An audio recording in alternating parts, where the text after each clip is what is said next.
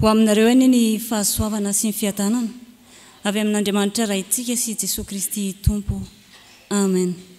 Anio alahady 7 volana Novambra taona 2024.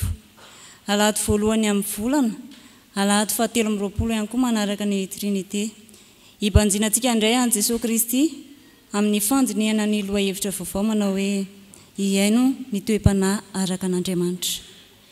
Andeha hiaraka horidontsika eo am-pitsanganana ny faneva ny azakazaka masina.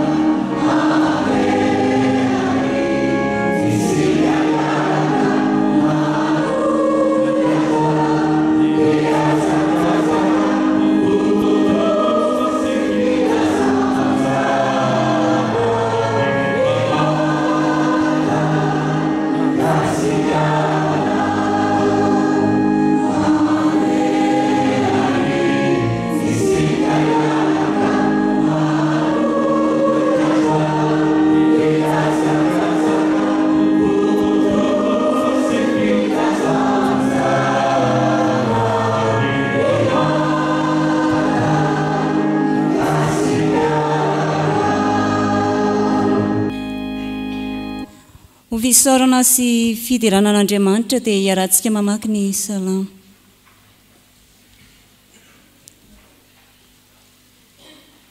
Amin'ny anaran'i Jesosy. Mamindrafo sy miantra Jehovah, maharo-po sady famindram-po. Tsy mandahan-teny mandrakariva izy, na mitahiry fa hatezerana mandrakizay. Tsy mba manao amintsika araka amin'ny fahotantsika izy, na mamaly antsika araka ny helontsika. Fa tahaka ny avon'ny lanitra ny tany no habe amin'ny famindram-pony amin'izay matahotra azy. Tahaka ny alavitry ny antsinanana amin'ny andrefana no alavitry ny anesorana amin'ny fahotantsika.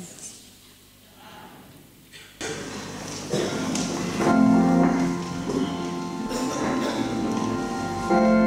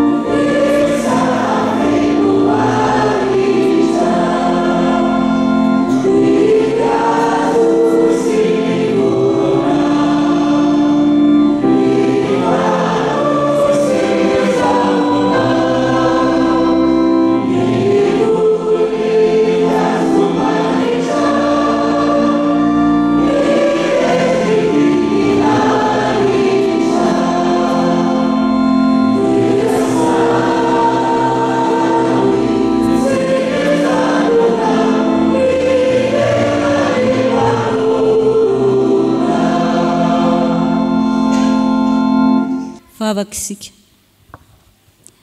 Ry Andriamanitra ray zanaka fanahy masino, misaotra anao izahay fa no taminao ka tafavory eto noho ny anaranao masina. Hidera sy ankalaza ary hanome voninahitra anao. Koa azokafy ary ny fonay manoloana izany. Ary ho tsahy aminay ny fananao masina, mba hanamasina anay ka ho tsapanay fa manatrika anay eto ianao. Vokizo zavatsoa avy aminao izay Andriamanitra. Tario ihany koa izahay amin'ny alalan'i Jesosy Kristy zanakao, ilay maty ho anay ka efa velona satria nandresy ny fahafatesana. Tsy ho an'ny fanahy mazoto izahay ry Tompo, mba hanomezanay voninahitra anao mandrakariva, indrindra eo amin'ny androm-piainanay. Amin'ny anaranao Jesosy Kristy no fafanay toy izany. Amen. Ndeha hitsangana ny ankizy sy ny tanora rehetra.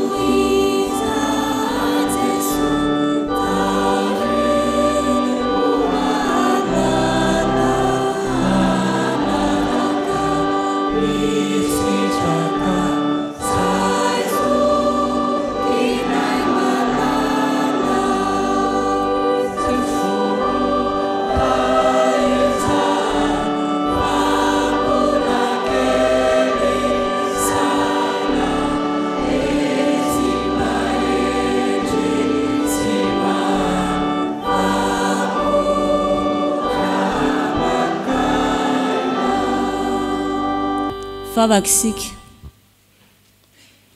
Jesosy, misaotra anao izay fa afaka handrendray ny hafatra avy aminao. Mangataka ny fananao masina mba hitarika anay sy hanazava ny teninao aminay. Mitenena Jehovah fa mihaino izay mpanomponao. Amen. Ny soratra masina izay angalantsika hafatra anio dia izay voasoratra amin'ny epistily ho an'ny Romanina. Romanina 12:7. Romanina 12:7. Vakiko ny teny amin'ny anaran'i Jesosy. Aoka ny fitiavana ho amin'ny tsy fihatsaram-belatsia, mankahala ny ratsy, mifikira amin'ny tsara. Amen. Mandinika lohahevitra vaovao indray isika amin'ity volana Novambra iteraka izy dia manao hoe hiaino ny toe-panahy araka an'Andriamanitra.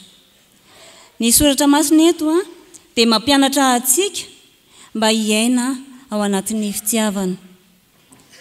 Ny fitiavana resahana eto dia fitiavana madio, fitiavana avy amin'Andriamanitra, ilay antsoina hoe agape. Fitiavana tsy misy takalo. Ilay Andriamanitra raintsika dia fitiavana, ary Jesosy Kristy zokontsika ihany koa dia fitiavana. Tiany olona rehetra izy tsy mba manavakavaka izy. Izany toe-panahy mahay mitiny ny hafa izany, izany koa ny tiany iainantsika rakizy. Izany no antony ankalantsika ihany koa ny ratsy. Ao anatin'izany ny fihatsaram-belatsia. Sy izay heverintsika ho ratsy rehetra, miteny ratsy, mandainga, tsy tia namana, mamalivaly ray aman-dreny, mangalatra. Avy amin'ny devoly avokoa ireny ary tokony tsy ataontsika ihany koa. Fa mila mifikitra amin'ny tsara isika dia amin'ny Jesosy Kristy. Izy ilay fitiavana. Andeha ary averintsika hoe ilay andalan-tsoratra masina teo, Romanina 12:7. Romanina 12:7 iarahantsika mamaky amin'ny anaran'i Jesosy. Aoka ny fitiavana ho amin'ny tsy fihatsaram-belatsia, mankahala ny ratsy, mifikira amin'ny tsara. Amen. Vavaka isika. Jesosy, misaotra anao fa nampianatra anay ianao mba hiaina ao anatin'izany fitiavana izany. Ampianary mandrakariva izay mba hity ny hafa ka hifikitra amin'ny tsara ary hakahala ny ratsy. Amin'ny anaran'i Jesosy. Amen.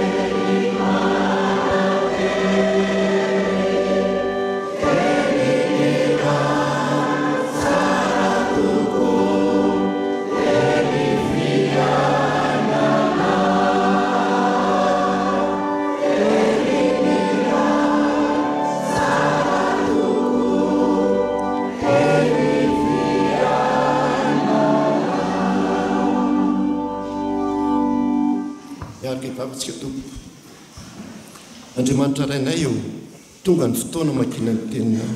Ny teninao izay fahendrena sady hamantarana bebe Kristy taponao.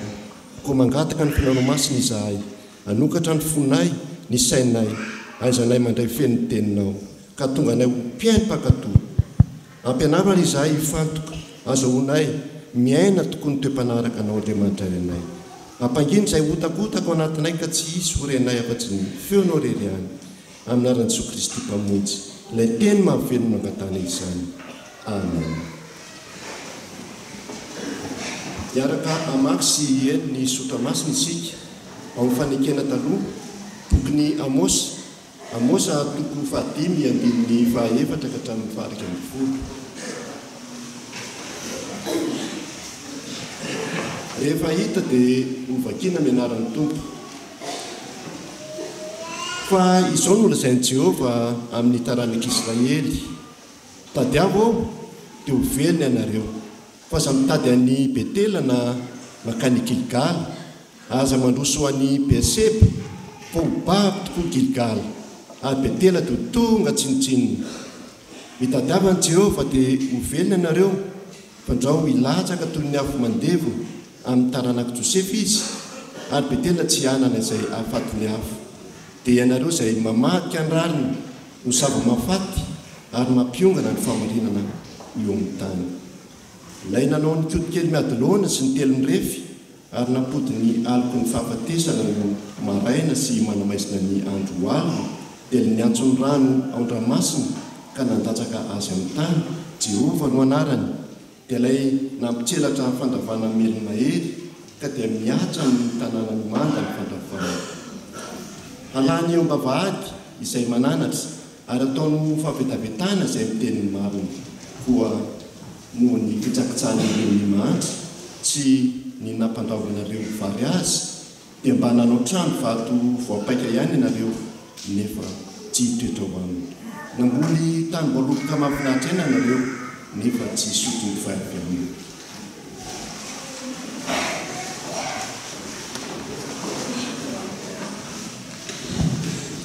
Toizantsika ny famakina ny soratra masina ao amin'ny fanekena vaovao. Filazantsara araka ny Matio toko 7:20 andiny 2:20 ka hatramin'ny 5:30. Ary ho faranantsika ny famakina ny soratra masina ao amin'ny epistily ho an'ny Romanina toko 2:20 andiny 5 ka hatramin'ny 2:20. Rehefa hita dia hovakiana amin'ny anaran'ny Tompo. Dia nanatona Petera ka nanao taminy hoe: Tompo, impiry moa no anontany rahalahiko amiko ka avelako izy? Hatramin'ny impito fa hoy Jesosy taminy: tsy lazaiko aminao hoe hatramin'ny impito, fa hatramin'ny 7:70. Koa amin'izany izany ny fanjakany lanitra dia tahaka ny mpanjaka anankiray izay te hidinika amin'ny mpanompony amin'ny volany. Ary raha vao nidinika izy dia misy anankiray nentina teo aminy izay nitrosa talenta iray alina. Ary satria tsy nanan-kaloha izy dia nasain'ny tompony amidy sy ny vadiny amanjanany mba mifanana ny rehetra andoavana ny trosa. Dia niankoka teo anatrihan'ilay mpanompoka nanao hoe, tompoko, omeo andro aho fa alohako ny anao rehetra. Ary ny tompon'izany mpanompo izany dia onena azy ka nandefa azy sady namoy ny trosa taminy. Nefa noho nivoaka izany mpanompo izany dia nahita mpanompo namany anankiray izay nitrosa dena ry zato taminy. Dia nisamborina izy ka nitraony sady nataony hoe, aloavy izay trosako aminao. Fa nekoka ilay mpanompo namany ka nifona taminy nanao hoe, omeo andro aho fa alohako ny ianao. Nefa tsy nety izy fa lasa nampanao azy tao an-tranomaizina mandra-pandoha ny trosa.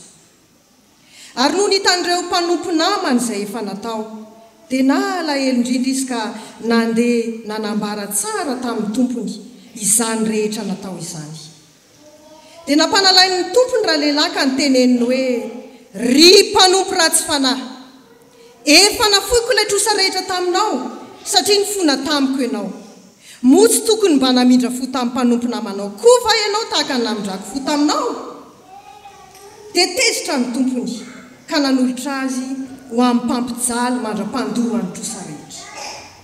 Ary tahaka izany koa nataon'ny raiko izay any an-danitra aminareo, raha tsy samy mamela ny rahalahinareo amin'ny fonareo avy ianareo.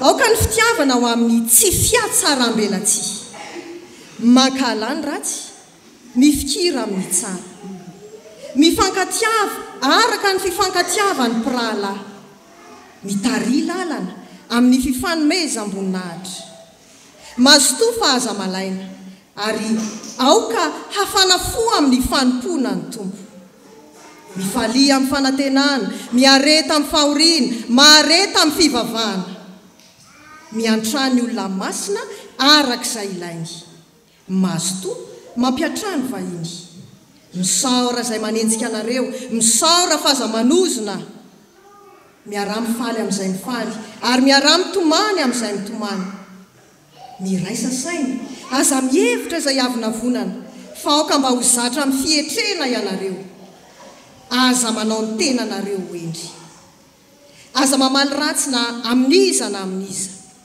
miomana anao izay mahamendrika eo mason'ny olona rehetra. Raha azo atao dia atao izay hiavananareo amin'ny olona rehetra. Ry malala, aza mamaly ratsy, fa omeo lalana ny fahatezerana, fa voasoratra hoe ay ny fahamaliana, izao no amalo i Jehovah.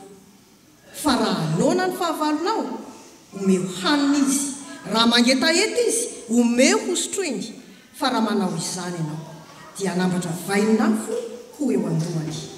Aza mety ho resiny ratsy ianao, fa reseo amin'ny soa ny ratsy. Amen. Amen.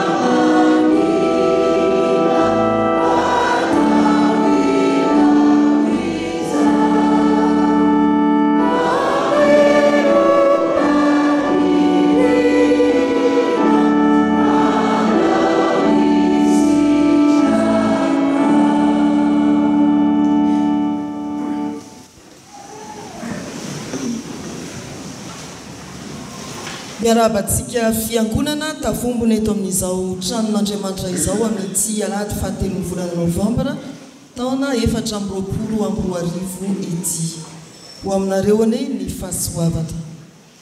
Ny bokyny Amosa toko 5:4 hatramin'ny 2:10 voalahatra ho vakina no andraisantsika ny afatr'Andriamanitra.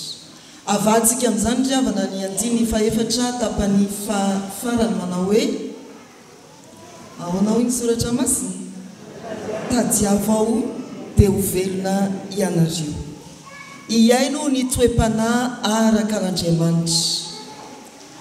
Amosa raha mamaky manomboka any amin'ny toko 1 isika dia mpaminany izay niran'Andriamanitra avy ao amin'ny fireneny jody izany hoe ny tapany atsimo no nirana aminany any amin'ny tapany avaratra dia ny Israely. Amosa dia mpioty aviavy mpiandriondry izany hoe olona tena ambany tantsaha izany moa everiny olona hoe ambany teo amin'ny fiarahamonina misy azy saingy nantsoan'Andriamanitra mba hilaza hafatra amin'ny sarangan'olona rehetra. Rehefa mamaky ny bokyny Amosa isika dia voatononao na ny mpitondra fanjakana na ny mpitondra fivavahana na ny vahoaka tsy ankanavaka. I Amosa raha tika ny heviny dia manao hoe entana, ary izany tokoa no iraka nampanaovin'Andriamanitra azy. Azo atao hoe ilay nitondra entana mavesatra izy, akoatran'izay maizy azy teo ampiangana mpioty aviavy mpiandriondra dia navantana hitondra afatra mafonja sady mavesatra izy. Anisan'izany ny teny hoe tadiavo aho dia ho velona ianareo hoy Jehova. Iany ny toe-panahy arakan'Andriamanitra. Rehefa mamaky ny 4 sy ny 5 ary ny 6 isika dia izao no hevitra izany 9 soratra masina izany: tadiavo aho dia ho velona ianareo. Izany hoe akeke zao enoy ny sitrapoko mba ho fiainanareo. Akeke zao enoy ny sitrapoko mba ho fiainanareo. Tadiavo aho, tadiavo Andriamanitra. Rehefa mitady moa isika dia miteny indraindray manao hoe ao ve izy, dia hahita izany. Ny dikany voalohany dia ny hoe atao izay ahitanao an'Andriamanitra. Ity voambolany ity raha miainga amin'ny fototra dia mitovy dika amin'ilay Heroda romotra mitady an'i Jesosy zazakely mba ho vonoina. Tena azaina, karohana, hiazakazana, mahaliana ny ahitana azy. Aizy izay. Izay ilay fitaomana ataon'ny mpaminany eto. Tadiavo Andriamanitra mba ho hita ny masonao, mba ho tsapanao ny fanatrehany. Fiantsona mavesatra, mafonja, afatra, lehibe izany ry havana. Nantsona ny mpiarabenina tamin'ny Amosa mba hitady an'Andriamanitra maiky ao anatin'ny fiarahamonina feno tsy fahamarinana, fa nitsakitsahana ny mahantra na ny 9:10, fa nirikiliana ny anatra atao raha ny 9:10. Antsony Amosa amin'izany mitady an'Andriamanitra. Zao vanim-potoana zao dia vanim-potoana fitadiavana zavatra be dehibe. Mitady aiza no misy vahaolana momba ny zavatra samihafa manahirana, aiza no misy vola, aiza no misy namana mahatoky, aiza no misy mpiara-miasa azo antoka, aiza feno fanontaniana, aiza no misy fiangonana, aiza no misy toerana azo petrahana atao mpiangonana ho andreo tratraorina fitadiavana daholo zay. Eo amin'ny antin'ny fahadimy ny soratra masina dia manao hoe aza makany Betely, aza makany Gilgal, aza makany Beersheba. Dia aiza zany mitady an'Andriamanitra? Ireo toerandreo dia toerana nivavahana avokoa. Zany hoe ny tompo raha miteny amin'ny alalan'ny mpaminany Amosy manao hoe tadiavo Andriamanitra, dia tsy mandrisika no hoe mitadiava fiangonana, mitadiava W ipetrahana. Tsia mandrisika izy ka te anokatra ny fosin'ny fanan'izay itenenany hitondrany ity hafatra mafonja ity manao hoe ao ve Andriamanitra. Tsy mitady fiangonana ianao fa ao anatinao ka tempolin'Andriamanitra ve ianao. Tsy mitady W ipetrahana ty ampiangonana ianao fa manome toerana n'Andriamanitra ao anatinao. Tadiavo Andriamanitra, azao Andriamanitra, ao izy tadiavo, ao aminao, eo atokantranonao, eny amin'ny fiarahamonina misy an'Andriamanitra ve ny fiainanao. Tadiavo fa ilaina eo amin'ny fiainanao sy ny ankonanao. Ny fiarahamonina misy atsika Andriamanitra, ataovy maika mihitsy ny fikarohana. Ny amin'izany Andriamanitra zany, tadiavo Andriamanitra, azao Andriamanitra, aizao azy eo amin'ny fiainanao no misy an'Andriamanitra. Tsy fiangonana, tsy toerana, tsy Gilgal, tsy Beersheba, tsy Betely, tranon'Andriamanitra. Vasaina mikaroko ianao, tena tsapanao ve fa ao Andriamanitra, ao aminao Andriamanitra. Tena tsapanao ve fa eo amin'ny ankonanao Andriamanitra. Tadiavo izay ahitana an'Andriamanitra amin'ny fotoana rehetra, amin'ny toerana rehetra. Riavana manala rehetra amin'ny tompo, izany no antso. Tsy fitadiavana etseroa fa famantarana sy fandiniana hoe aiza eo amin'ny fiainantsika Andriamanitra. Izany no fiainana ny toe-panaraka an'Andriamanitra fototra. Ny fahafantaranao fa miaina miaraka aminao Andriamanitra. Andriamanitra tonga nofo ao amin'i Jesosy Kristy eo amin'ny fiainanao Andriamanitra. Mamakivaky ny taolana sy ny tsokanao Andriamanitra. Miditra eo amin'ny fiainanao manontolo Andriamanitra fa tsy misy hoe ampahany fiainana ihany, na misy fiainanao manokana amefenao an'Andriamanitra tsy hidirany. Ao ve Andriamanitra. Ny faharoa, tadiavo Andriamanitra amin'ny heviny hoe hienoy izy. Fantaro ny sitrapon'Andriamanitra mba hiainana. Tsy hoe tafahoana mivantana amin'Andriamanitra ihany ianao ka mampiantrano azy eo amin'ny fiainanao, fa miaino azy koa. Tsy hoe mahita azy ihany fa mandre sy miaino an'Andriamanitra koa. Miaino sy mandre an'Andriamanitra koa. Tadiavo ny sitrapon'Andriamanitra mba ho fiainanao. Ny mahazatra antsika indray tonga ty ampiangonana dia milaza hoe eny ny toriteny fa nandalo zany.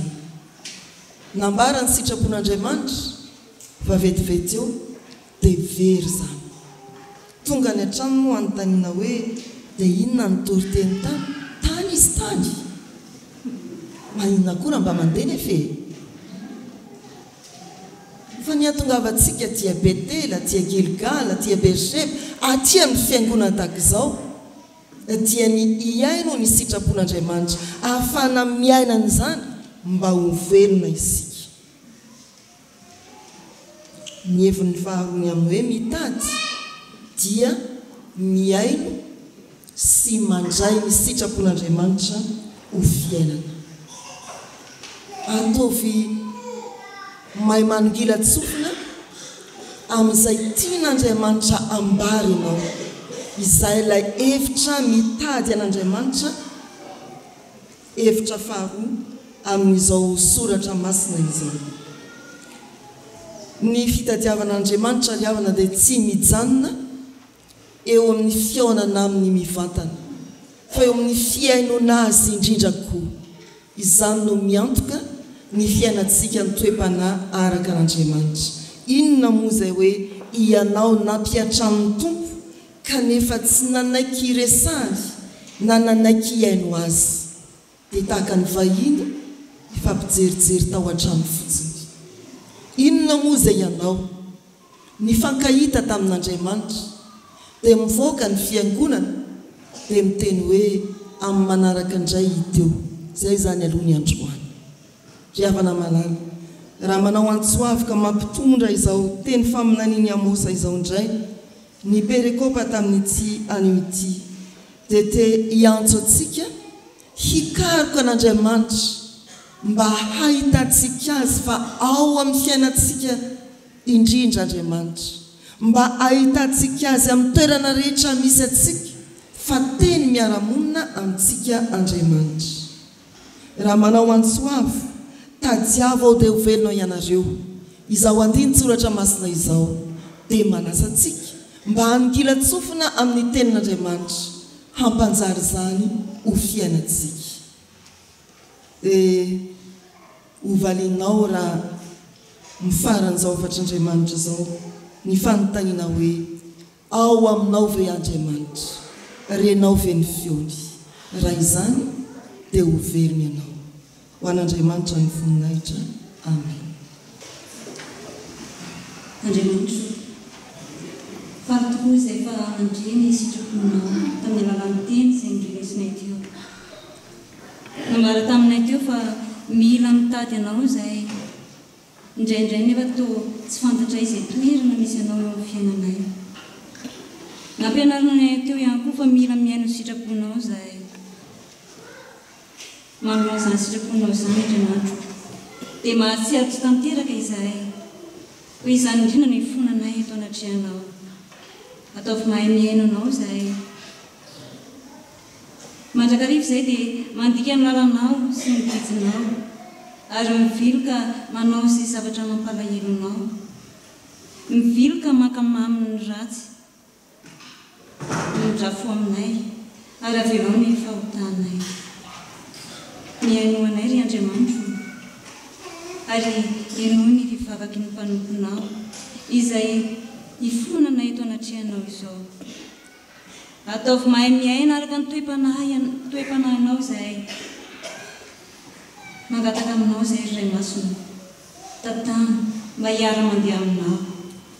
Ka rahan'i Jesosy Kristy zanakao aneno anateo anay ho afaka amin'ny ota rehetra. Miaino anay ry Andriamanitra fitiavana ka avalio ny vavakay. Amen.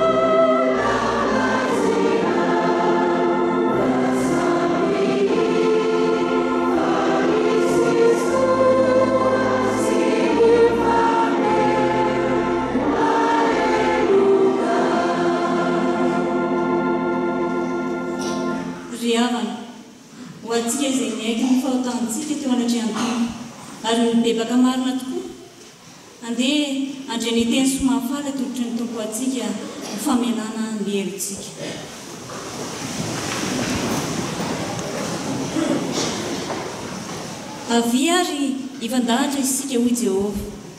Na dia tahaka ny jaka aza ny fahotanareo dia ho fotsy tahaka ny ora-panahy. Na dia mangatrakatraka tahaka ny siny aza dia ho tahaka ny volony fotsy. Ho ambara amin'ny anaran'i Jesosy Kristy fa voavelany elokareo. noho ny anaran'ny masina. Amen.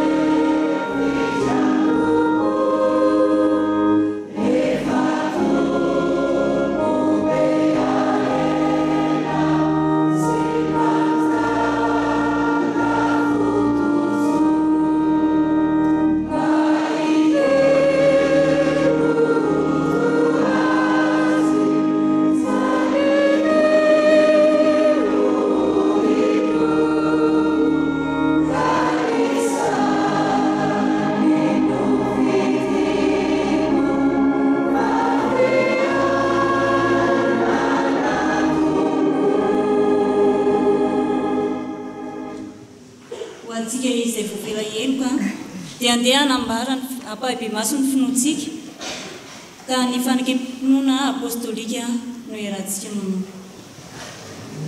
Andriamanitra Jesosy fanaonandra tsika. Amen.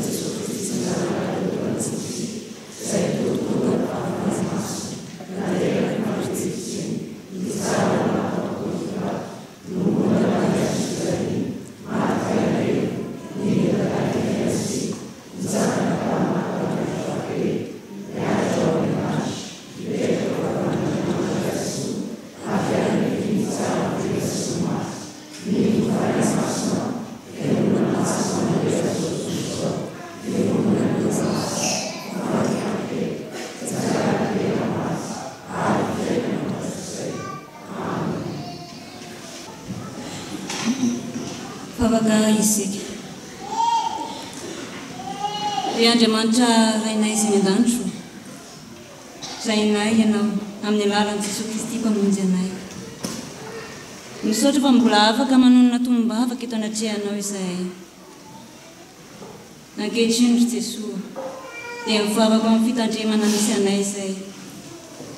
Tononao anatin'izany ny birao-piangonana izay tarihan'ny Ray aman-dreny mpitandrina. Da io izy ireo mba hahatanteraka ny asa izay nantsoinao azy ireo. Samy manana ny andraikiny tokoa izy ireo saingy iray ihany ao aminao. Rakofy ny herinao mba tsy ho kivy na ho ketraka fa ho mpanompo mahatoko tokoa. Fa eo ihany koa ny sampana isan-karazany sy ireo birao rehetra miaraka aminy. Ny fiainonao herana izy ireny mba hahafahany mampihery ny filazantsarana manerana izao tontolo izao.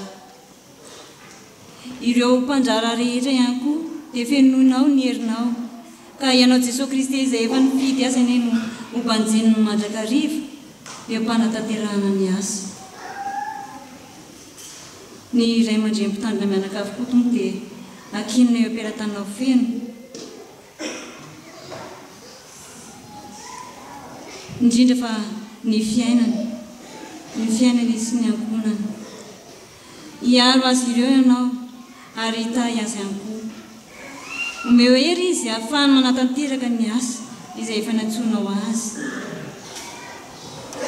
Ny sinodam-paharitany ny foibevitseka ema izay misy anay ankory Jesosy ty tahio amasino ary ataovy miaina ny toe-panaraka anao tokoa na ireo mpitondra fiangonana isan-karazany na ireo kristianina marobe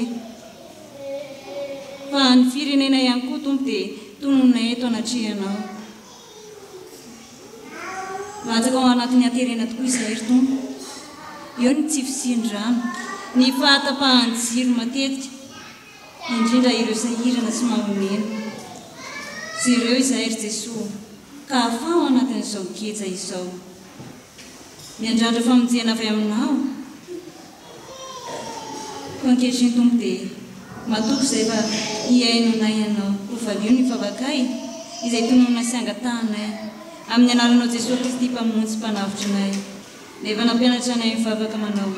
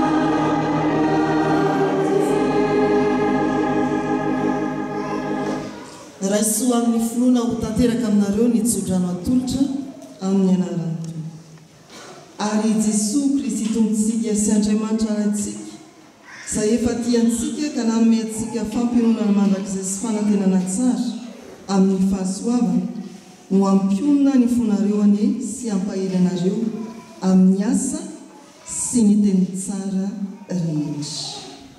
Amen.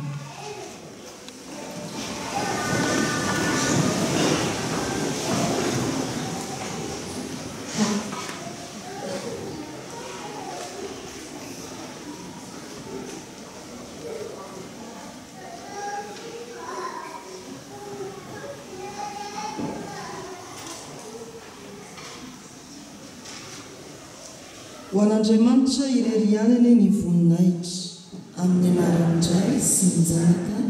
Amen.